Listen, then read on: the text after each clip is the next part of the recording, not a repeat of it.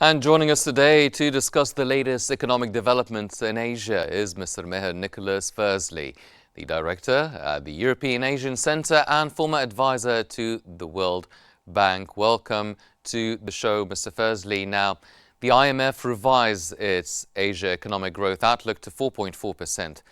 Now, in your opinion, what factors contributed to this projected downfall? I'm delighted to join you today on Al Qahira News English. I wouldn't use the word downfall, and I think the choice of word here in the IMF itself, I think, is using strong words, and I think downfall is too strong. I think it's a minor revision, so it happens all the time.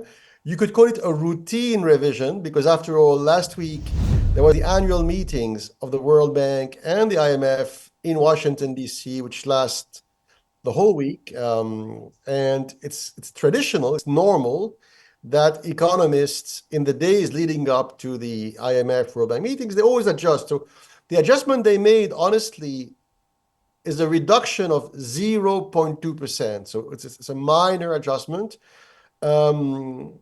Still Asia, so to use the IMF's own words here, Asia will remain the world's growth engine next year, which is great. It's slowing down a little bit, and that's Asia in general, the whole continent, right, which is a gigantic continent. And China also, which itself represents. So to make a long story short, why is Asia the world's growth engine? Because it represents 60% of the world's net real growth, which is really phenomenal. And inside that 60% of the world growth coming from Asia, 60% comes from China.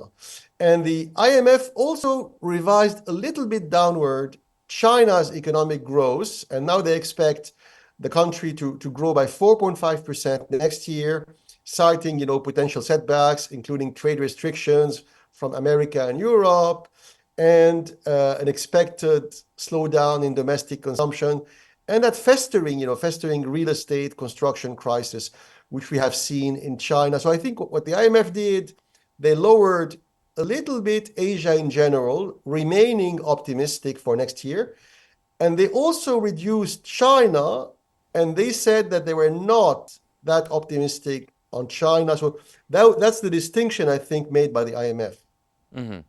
Then how do these revised projections or predictions compare to other regions globally?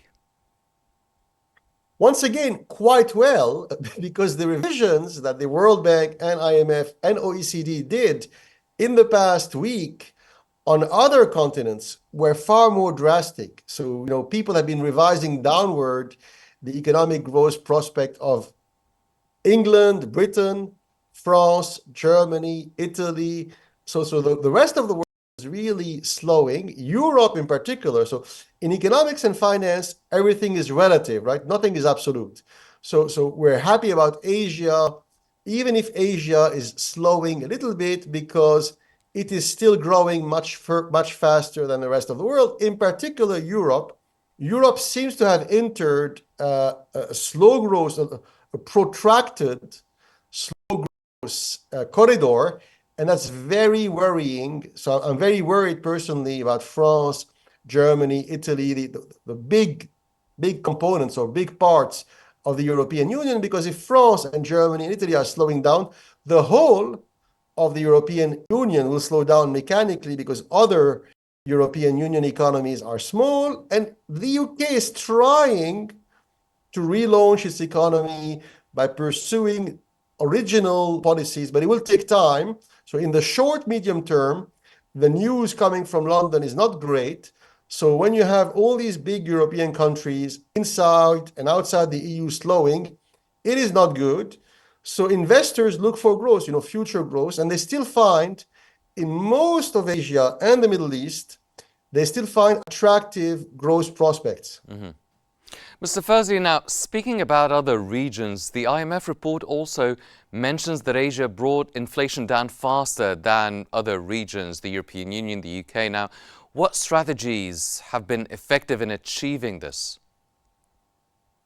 Probably printing less money, to be honest, because the to be really blunt, I think the European Union and to a lesser extent Britain and America have been reckless in what they called quantitative easing, which is a fancy word for printing a lot of money and keeping interest rates at artificially low level for abnormally long periods of time. The Asians have played the same game, but they have played it less, I guess, less abusively or in a less pronounced way. So the central banks in Asia have been more cautious. It's very good. Or more cautious or less complacent than European central bankers, which in relative terms is good. Then you have savers and consumers. I think the middle class, the bourgeoisie, the rising middle class in countries like Indonesia, Malaysia, India, which is starting to be quite large. They've been saving a lot of money, but consuming reasonably. So they haven't borrowed, the consumers in Asia don't borrow as much as consumers in Europe and America. Companies in Asia don't borrow as much. That is also helping on the inflation front because, the more leverage you are, the more borrowing you do, the more sensitive and fragile to inflation you become. Yes. Well, to what extent is the real estate crisis in China affecting the investor confidence? And do you think that this can create some sort of a ripple effect across other Asian economies? Yes. The short answer is yes. I mean, that's the $1 billion question because that crisis has been like a slow motion crisis. You can almost watch it on video slowly. So it really started 2.5, 3 years ago, and it has been developing slowly. And one of the reasons why it's a slow motion crisis is, to be honest, China is not really a free market economy, which is both good and bad. Because in a purely perfect free market economy, the crisis would have been much, much more brutal, but it would have lasted a shorter time. Because in China, the central government gets to decide a lot of things. That bullet, that big bullet, they've been trying to bite the bullet. And so far, they haven't found the magic way to solve the problem. So we had that every quarter, every semester, the crisis comes back to haunt the Chinese government and Chinese policymakers. They haven't resolved it. They're trying to fix it. So 2, 3 weeks ago, they started using some macroeconomic tools. One of them is to print more money, for example, to bite the bullet, to lubricate the economy, etc. It's not enough.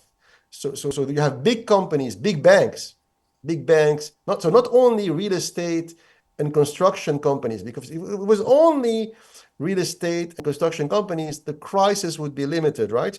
The problem behind construction and real estate and infrastructure, all the big state-owned Chinese banks on their book, they have bad real estate, bad property-related loans.